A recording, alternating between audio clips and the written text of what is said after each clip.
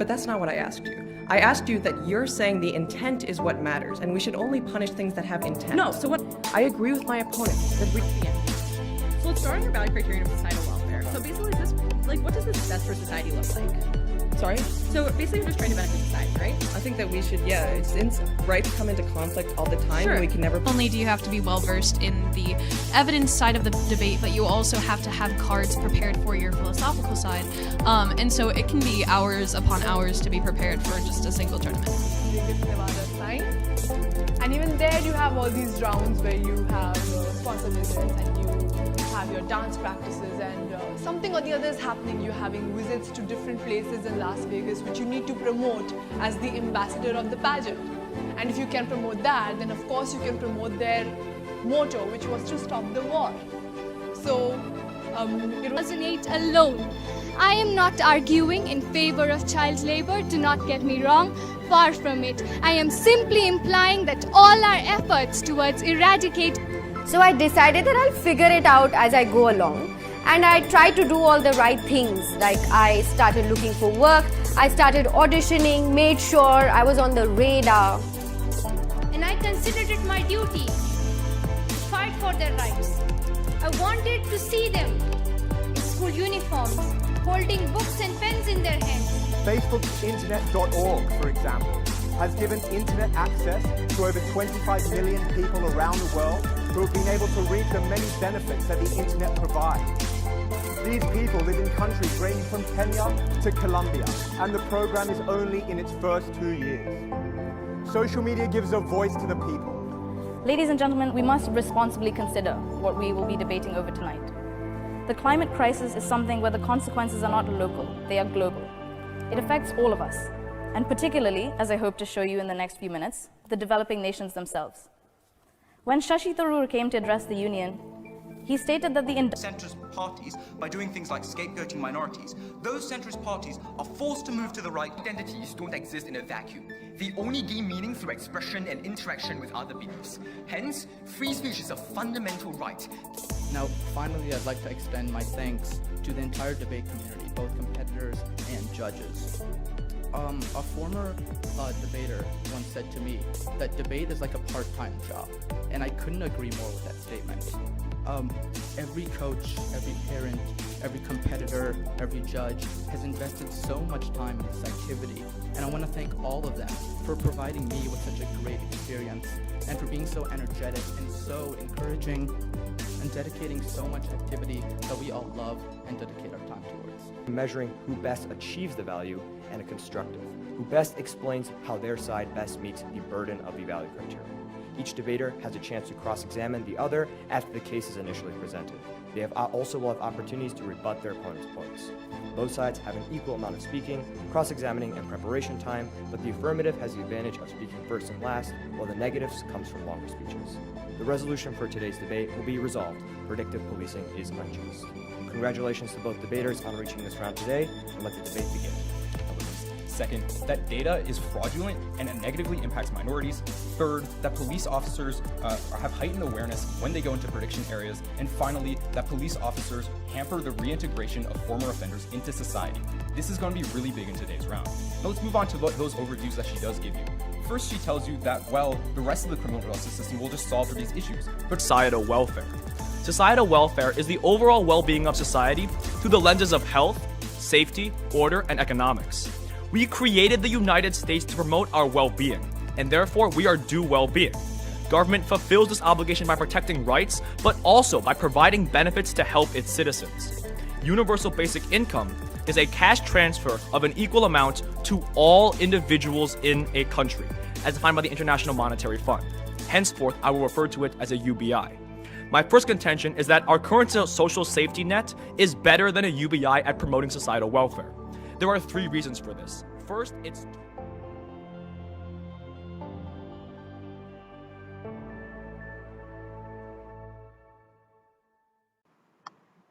Good evening and welcome, everybody. Welcome, Mr. Jagannath Jha. Mariam Levinsky, can you open your camera, please?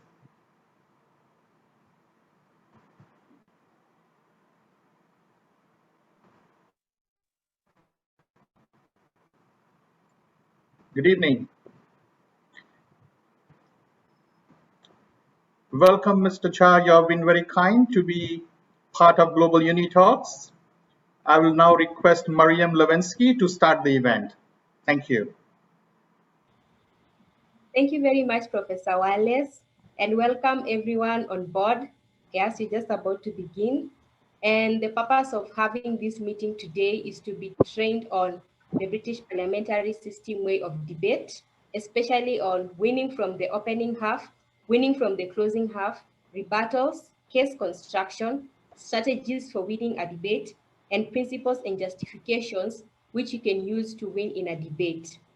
And Jagannath here accepted our humble request all the way from India, and we are participants from Kenya. So you can see how technology has brought all of us together, and we are learning from each other.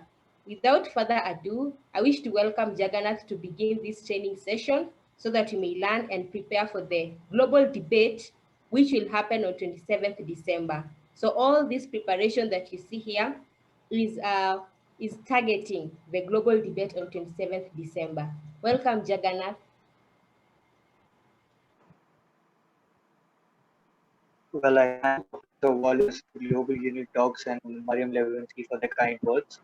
I will try to solve some of the prominent queries that people generally have regarding the BP debate, and it's quite an honor to give a talk here on such a big platform in front of people coming from all nationalities. Without any further ado, if I do have the permission, should I start? You're welcome, Mr. Cha. Can you open your camera, please? Yeah, thank you. Now your camera is okay. Thank you so much, Jagannath. And what I would like probably to just give emphasis on is on the aspect of distinction. Always remember that if you're using a British parliamentary system, I think the speaker has elaborated the speaker roles: opening government, opening opposition, closing government, closing opposition, and what your roles are. For you to be able to run a very good debate, you have to know what your speaker roles are and what is expected of you. So another aspect of distinction, he mentioned what is the unique thing you bring in the house, and how do you demonstrate that this is the unique thing you bring in the house? It is because of the impact it will have in the society.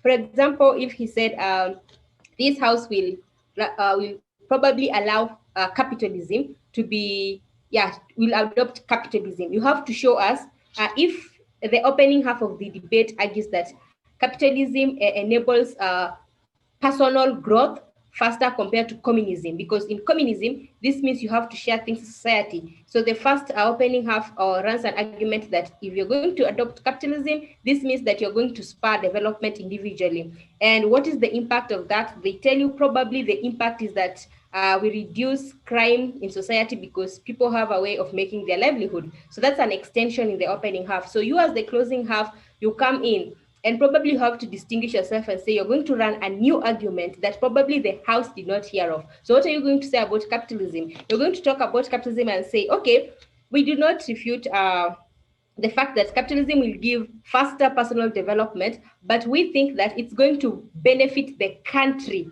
at large compared to just personal development. How is it going to benefit the country? It's because the country is able to generate revenue through tax oftenly, and you see that if the country is going to generate revenue more, it's going to improve infrastructure, schools, and everything else. So you, as closing half, you say you see more utility in your case because of the extensive analysis, rather the impact you show is it's larger society. Your argument is like the positive attributions are larger in the society: education, infrastructure, revenue, that is larger society. But the opening half ran an argument saying that they're going to reduce crime, yes, and they're going to have personal development. So the judge will have that work to weigh and see which one is the best in the house. Where do you see more utility? So that is on when you're trying to say why you are unique in an argument. So when it comes to showing principles and justification, so we still go with the example I've given you. So you want to show which principle are you running and why do you justify that principle.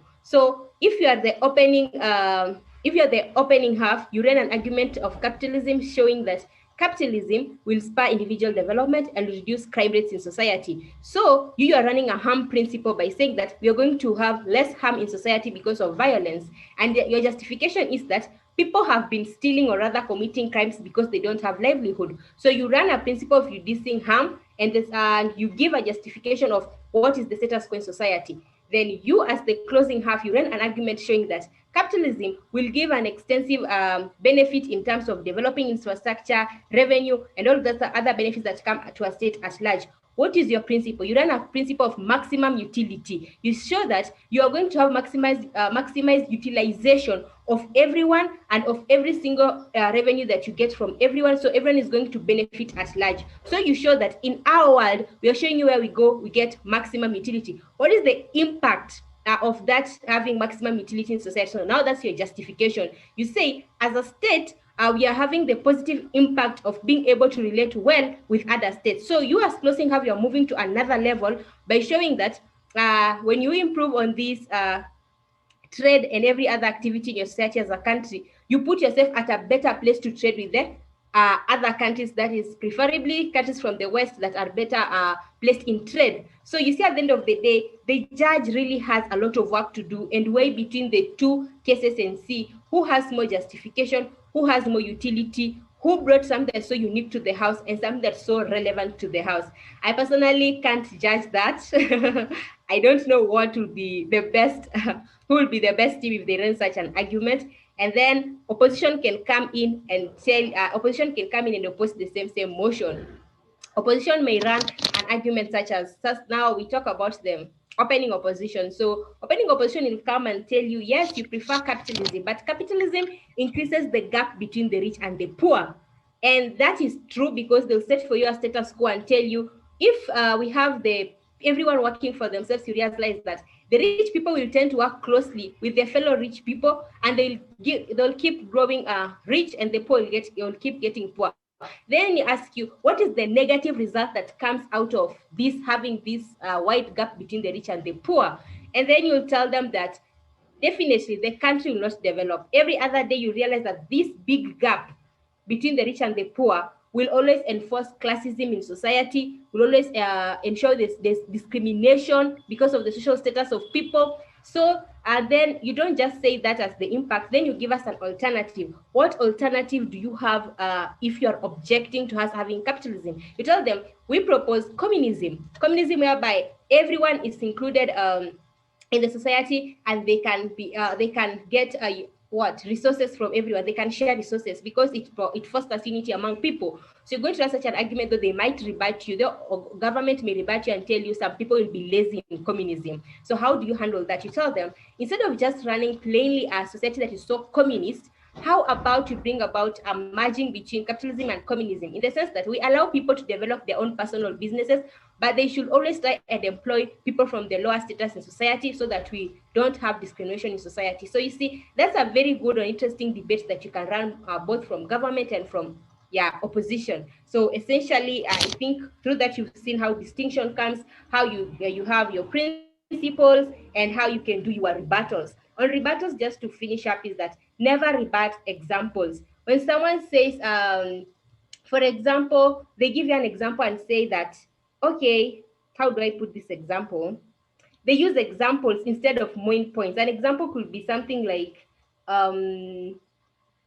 I really lack a very good example to see. Maybe they use an example of a country and tell you, you see, this particular country A is poor because of this, and that. They're using examples. Don't go rebut their examples. Always attack the major points they bring in the house. If this person is going to tell you that they think, in the argument, you see that they're advocating for capitalism because they think it will have rapid development. Attack that. Don't go attack, they're giving you a country like Kenya and telling you, capitalism has worked in Kenya, ABCD. Don't go attack the example. Attack the main point that they bring in the house. So with that, I think I've tried to add more on what he has said. I hope you've benefited from this discussion as we prepare for the 27th December global debate. I hope to see you there and many others who may not have been able to attend this meeting due to very many reasons. And I know that I like just to say this publicly. The challenge is right now economy is opening up. So many people tend to have so many activities. students going back to school, even the educators at times, they have so many roles to play, and we may not have as much time as we wanted before to meet in these platforms. So make a personal effort at whatever place you are, whatever time zone you are in, to just get training and be equipped. Whenever you have online tournaments, be positive in participating in them. It will help you develop more skills and which will be relevant to you in your future life. Debate and public speaking are things that you cannot do without in your life. Let me tell you one reason why. Every other day you need to communicate with somebody. Even this morning, you've communicated to very many people. Sometimes you disagree with people. That's more of like a debate because you have to prove your point over their point. So the more you stay in debates and stay in public speaking and practice a lot, the more you get better on how to interact with people in the society. Professor Wallace, I appreciate so much the effort that you have given us and supporting us and even being present in this meeting and hosting this meeting for us. It has been a pleasure working with you. Yes, I'm so happy as we plan for the other activities that are to come or unfold in the course of the month. And we will always inform you of that. I don't know if the attendees have anything to say because I'm seeing Grace, Daniel, Ashira, and Tanaka, and that is upon Professor Wallace to invite them. If they have something to say, they can be invited to say it. But for me on my end, I really appreciate this effort. It's not always normal to see a whole professor coming into student activity and giving them moral support. It gives me moral support to keep on moving when I consider that majority of the people or other professors don't often come in to engage students, even in small meetings such as this. I've learned a lot. May God bless you. Welcome, Professor Wallace. Thank you, Levinsky. It has been great. I have already see some of the participants who may have some question. It is a very good opportunity for them to interact on a student-to-student level because they may have more freedom to ask questions and clarify themselves than when it's been given to a kind of a teacher, who will be giving a different kind of way to teach them. So, Mr. Cha, you have been very kind to be here to engage with the students. I think they are very outstanding students. And there is an event coming up on the 31st of October. It's a speaking kind of competition. I'm sure you will be joining in as well. And this journey for them to prepare for the 27th December, the global UNITALKS International Debate Competition, I think this is something which is very important. So I think all of us together can work to that direction and try to see that every student who have a talent or who really want to grow or who want to learn and who have a passion, we should encourage them, and that's the main aim of Global UniTalks, and give them an opportunity to come to the global platform. So this is what I would like to conclude, and then I leave this floor open, and I have promoted everybody to the panelist. They can ask questions to Jagannath. So the floor is open now. Thank you.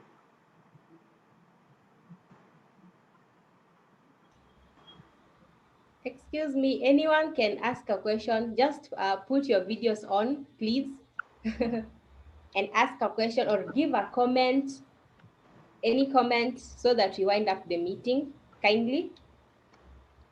Yeah, I think there's one question in the chat box. The question is, when preparing for a debate, what are the best steps you advise? All right. Well, I'm assuming that it's a case prep. I'll keep it short because that's something I've been talking about for an hour now during my speech. I think like when you're preparing for a debate, first rule is that do not use the information that's available on the internet.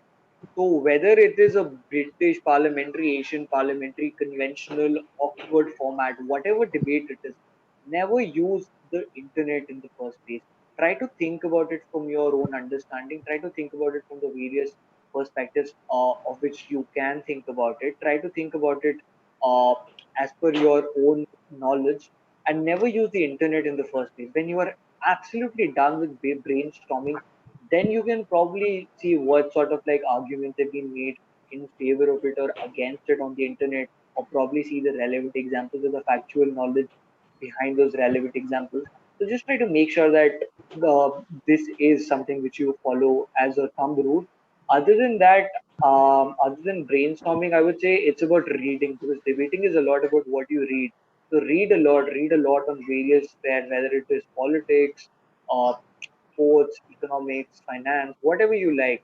Read a lot, and that's going to give you a better understanding and a better platform to probably make arguments in a much more nuanced manner. So I think that's going to be the uh, two things which I would recommend personally for anyone who is starting into public speaking or debating. Jagannath, Thank you. thank you so much. Uh, will you like to explain to the audience and the students what are the format of different kinds of debate so that they understand and distinguish what are the British parliamentary and conventional, and what are the differences in each of them? Right, sure. So basically, in an Asian parliamentary format, what happens is that you have two teams. One is government, one is opposition.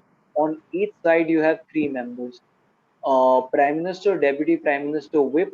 On the other side, you have Leader of Opposition, Deputy Leader of Opposition, and Whip. You have these three people on each side, and there are only two sides which are debating. Speeches are again 7.5 minutes. Other than that, you have one reply speech that is made by either the Prime Minister or Deputy Prime Minister from government side, or Leader of Opposition or Deputy Leader of Opposition from the opposition side. The whip speakers can't make the reply speech. So that is the basic concept of an Asian parliamentary debate. And in Asian parliamentary debates, largely motions are in terms of, if I may say so, they're largely in terms of harms versus benefits, or whether in terms of uh, a retrospective motion, like this house regrets something, or this house will ban something, or policy motions. They don't really cater to the principal motion, because in Asian parliamentary debates, it's more important to come up with more number of pointers as compared to the nuancement or the unique perspective within that argumentation. Whereas in a BP debate, it happens something completely different. In BP debates, it's necessarily about bringing in a unique perspective to the debate. And in BPs, you have in total four teams within a house. Each team has two speakers. One opening government has Prime Minister, DPM. Opening opposition has Leader of Opposition, Deputy Leader of Opposition. In closing government, you have Member of Government and Government Whip. In closing opposition, you have Member of Opposition and closing Whip. So basically, the idea is that it's divided into four quadrants, and even though you have a government bench and an opposition bench, but you're then again you're independent and you're competing against all of them by the end of the debate. So that does not mean that you can explicitly disagree with what your upper house talks about, because that is something which is considered to be a knife in a BP debate, which further deducts marks. But what you can do is that you can agree to what they say, but you can extend the case and bring in your own perspective or a unique idea that you think is more relevant to the debate. So that's the BP format. These two are the major formats that are used in all international tournaments, BPs and Asian parliamentaries. Whereas coming to conventional debates, in conventional debate, uh, so very difference between the nature of both debates are that in APDs and BPs, the motion is given to you on spot. In BPs, you have 15 minutes to case prep. In Asian parliamentary debates, you have 25 minutes to case prep. Whereas in a conventional debate, they give you the motion beforehand, about like a day ago, 48 hours ago, and you get ample amount of time to read up on the motion, probably make your own speech or something like that. And conventional debates have a different format for every different organization. The idea is that probably they're going to say make you give 4 minute speeches, 6 minute speeches. Other than that, they will have one round for question answering where the judges can ask you questions, or the questions can be open from anyone across the participants. So that's generally how a conventional debate works. But the primary nature of a conventional debate is that the motion is given to you beforehand. You get time to prepare on it, think about it, and then you make your own monotony speech. Other than that, in terms of Oxford format works in a certain manner where, which is very closely related to how like a BP debate talks about. But here you have an opening statement you have a body, and you have a closing statement. So first of all, like they give out your motion, and there's no predetermined a determination of what motion you have to argue, because if you're an APD, they tell you what motion you're on a government side or you're on an opposition side. But here you get to decide what sort of like side you want to argue. You make a opening statement regarding that. That why do you think you want to support on government, or why do you think you want to support an opposition? Then you talk about your body, which is the argumentation, which is around 6.5 minutes, I suppose. 2 minutes, 6.5 minutes, 2 minutes. Yeah, I think that's the format. So then you talk about your body, and which like comprises all the content that you talk about.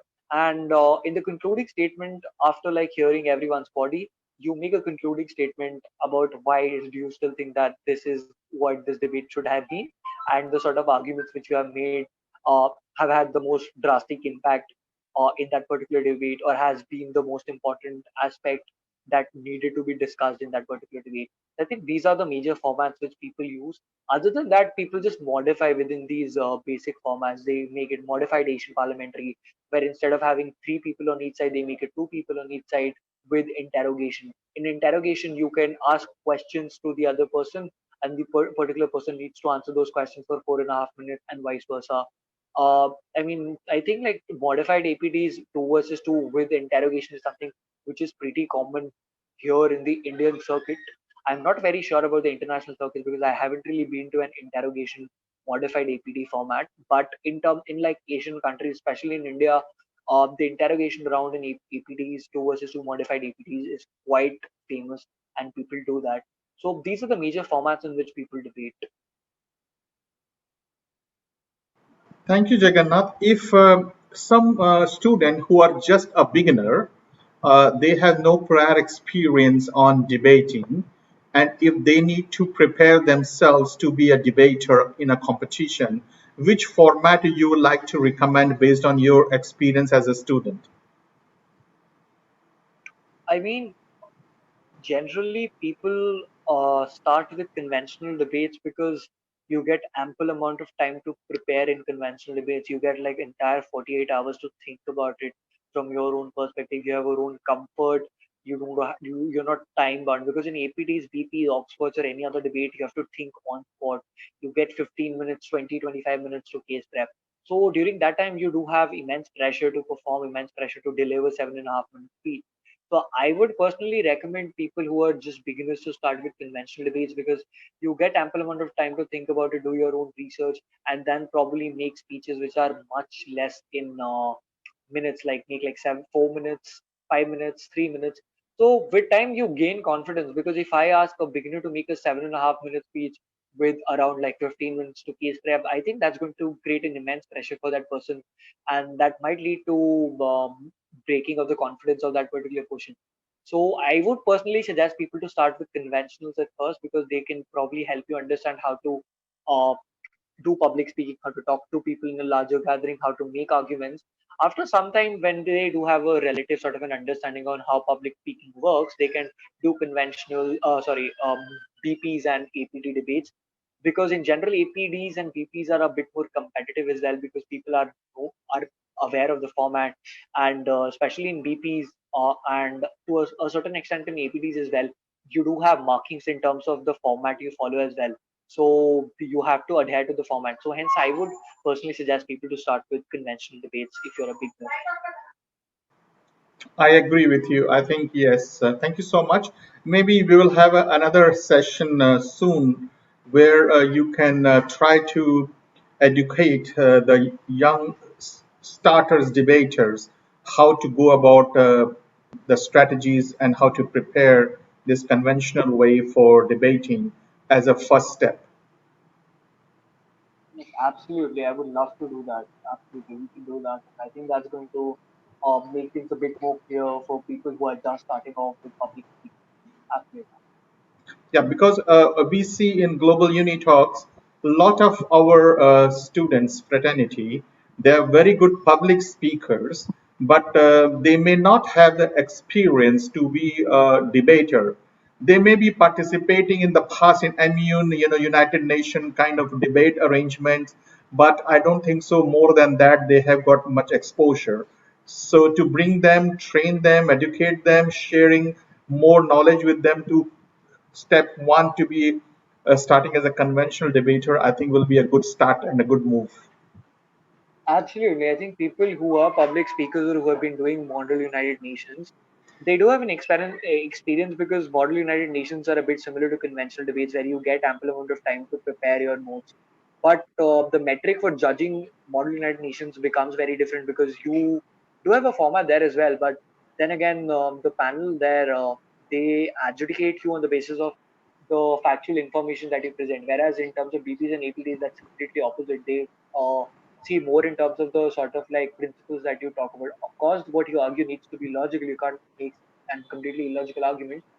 But yes, in terms of like thinking on spot, having a quick sense of understanding of the motion, making debates, talking about it in a quick manner, that is something which you do learn in BPs and APD debates. So I think, yeah, people can probably start off by doing that. Great. Thank you so much. Levensky, are you here? Yes, I'm present. I must say, I've never known we have so many models of debating. I only know British parliamentary system. That's something new to me. Yes, actually, if you see most of our students, they are very good speakers, but they may not have a lot of exposure on debating. So we should start training them first on conventional. That's the reason I was here today for this session to understand, the dynamics, what Jagannath was mentioning, and what our audience are. So I get some comments from other audience, and they were a bit scared to because they are just beginners. So I think the conventional one will be the first step, and we will also consider that in our international debate competition on 27 December, we will use the conventional way to start with, so that we can encourage, train them, and then maybe next year we will change the format to another one. What do you say, Jagannath? Yes, absolutely. I think that's a great idea because a lot of newcomers are coming in, and since in a conventional debate, you don't really have a fixed objective format, so that can encourage people who have just started off to be a part of that debate. And probably with time, when we train them over the course of period, when they are participating in other tournaments as well, we can probably organize a really big international tournament on BP or APD format, uh, calling people from across the world. So I think like for the starters, we can start with conventional debates. That's going to be beneficial for everyone. Thank you, Jagannath. So before we close, I think we leave Grace, Rebecca, Tanaka if they have any questions, so that we can end our session today. Thank you for all of you joining here. So please, the floor is open. Please go ahead. Grace, you can go ahead, please. Okay, thank you very much for this opportunity, and thank you for everything you have taught us. And I've debated before in the British parliamentary system, and it's usually quite hard to win from the closing half. However, what I have learned today on analytical extensions, on rebuttals, I think they will be very helpful, and I'm thankful. Thank you. Thank you so much, Grace. Rebecca? Okay, thank you for the opportunity. Today I've learned how to use my 15 minutes wisely, because 15 minutes always looks like quite a little time for me and Lewinsky, because we always participate as a team. But now from Jagannath, what he has taught us, I think I'll apply what he has taught us and use it in more debates that I'll participate in. And also open to know this conventional debate, because it's the first time I'm hearing about it. So yes, if you can find other people to teach us about it, or even Jagannath can take the opportunity to teach us again on how this conventional debate always happens, so that you can be conversant with it. Otherwise, thank you both, Dr. Wallace and Lewinsky, for presenting this opportunity to us, and thank you, Jagannath, for your well prepared speech and how you have taught us new things we never knew before. Thank you. Thank you so much, Rebecca. You're welcome. Tanaka? Thank you very much. I'd like to thank the speakers which were speaking today. really appreciate giving much knowledge, giving much information to us. Because on my side, yes, I've debated and I've done much public speaking, but I feel like most of my youth need this type of exposure, need most of this type of training. So yeah, I think my goal personally, my side. Okay, I think we lost Tanaka. Okay, go ahead, Tanaka. Oh, I'm sorry. Oh, yeah. I just meant that like I just appreciate what is happening and like the exposure, and I would really love like to make more people join in these types of meetings from outside of Zimbabwe, from much sides, different sides, because of the exposure that is here and the information. A lot of people could benefit. Thank you, Tanaka. Levinsky, please arrange a time. Jagannath, all will have a session very soon, maybe most probably next week. We will find a suitable time. Just focus on how to prepare conventional debate system and how the students should go step one, step two, step three, step four, a kind of a drill, just as a beginners. I think this will be very helpful, and it will not scare a lot of student away because, as I said, except United model kind of arrangement, what they have learned, and we have some very good debaters like Levensky and so on, but we are looking for a mass, a lot of students participating, learning, and coming forward for competing. Because during this debate competition, we have a selection based on their recording they sent to us. Then after that selection, shortlisting, they go for semifinals, and then they go for finals, and then there is a runner-up, and there we end the whole process. So they have to go for 3 levels. So we want them to learn and move forward step one, step two, step three, and continue to grow for the next year. Thank you so much, Mariam. Thank you so much, Jagannath. With this, we close the session today.